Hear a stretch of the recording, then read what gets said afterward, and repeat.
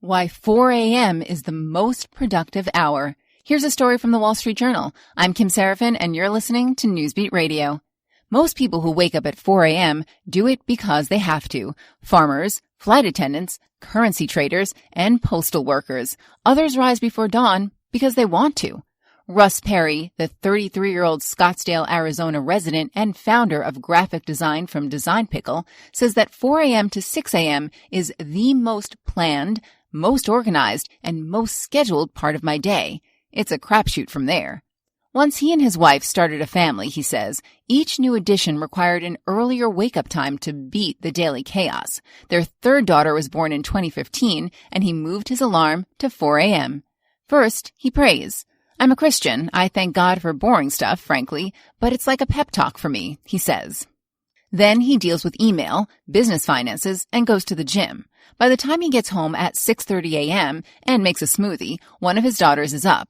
And that ends my solitude, he says.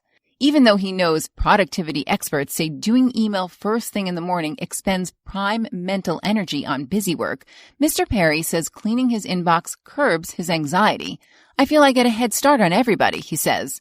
There are trade-offs. Mr. Perry says he's exhausted by 10 p.m., in bed with an eye mask and earplugs, while his wife Mika is a night owl.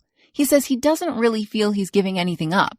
I'd probably just be watching TV or on my computer doing low brain activity stuff, he says. Executives have often touted the benefits of an early morning start. Apple chief executive Tim Cook, known for being among first in the office and last to leave, starts his morning routine at 3:45 a.m. And Sally Krawcheck, chief executive at Ellevest and former Wall Street executive, has written, I'm never more productive than at 4 a.m. Non-executive early birds aren't necessarily workaholic. They hope to avoid the distractions of technology and social media. Those who work from home want a jump start on their day before other demands intrude. Some are seeking solitude and quiet. Early mornings are all about good decisions for Karen Schwalbe-Jones, the 48-year-old owner of Harmony Studios, a Pilates-based gym in West Hollywood, California.